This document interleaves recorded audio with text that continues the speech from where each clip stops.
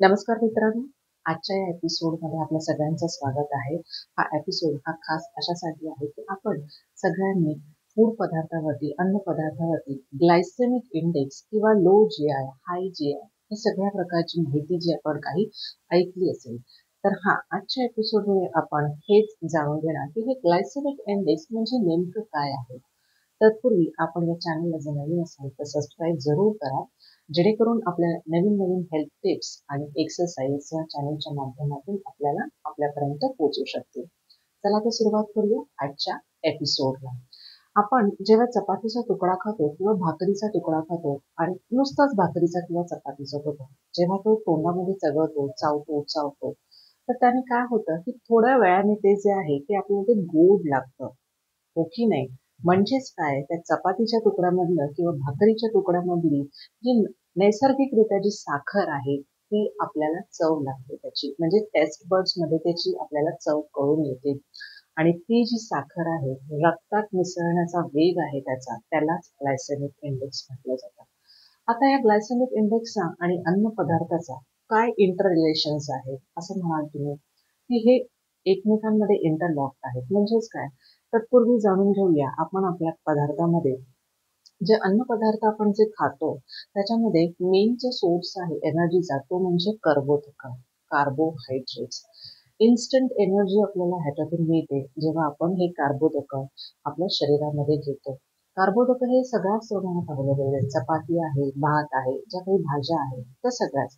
पण त्यामध्ये सुद्धा चांगले कार्बोहायड्रेट्स आणि बॅड कार्बोहायड्रेट्स ह्याचं वर्गीकरण केलं जातं आणि तेच ग्लायसेमिक इंडेक्सचा सुद्धा त्याच्यामध्ये वापर होतो. म्हणजेच कसं काय, की प्रत्येक पदार्थ आपण आता बटाटा म्हणा किंवा कुठली भाजी म्हणा किंवा राईस म्हणा, भात जरी आपण घेतला तरी प्रत्येक पदार्थाचा एक ग्लायसेमिक इंडेक्स असतो.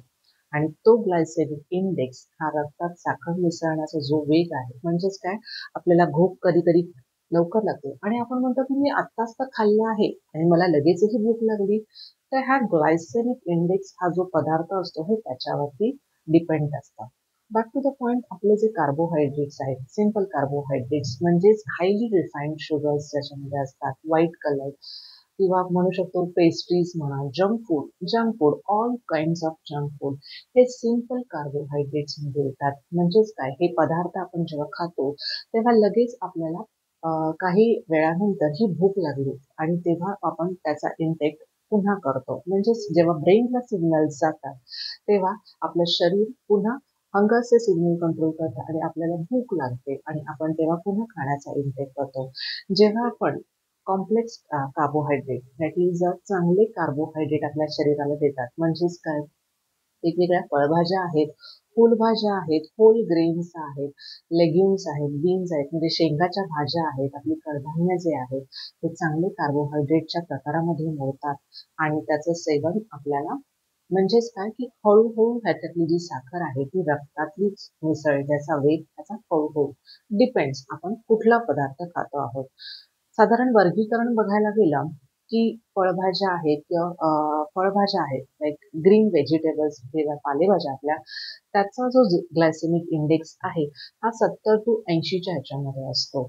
आणि जे आपण जे फ्रुट्स खातो त्याचा पण डिपेंड्स काय क्वांटिटीमध्ये आपण खातो आहोत, त्याचाही 50 ते 40 किंवा 60च्या दरम्यान आपला ग्लायसेमिक इंडेक्स असतो. पण जे वाईट पदार्थ आहेत लाईक मैदा आहे, शुगर आहे, जो राईसमध्ये आहे, तर ह्याचा जो ग्लायसेमिक इंडेक्स आहे हा 100च्या याच्यामध्ये जातो, अबोव 100.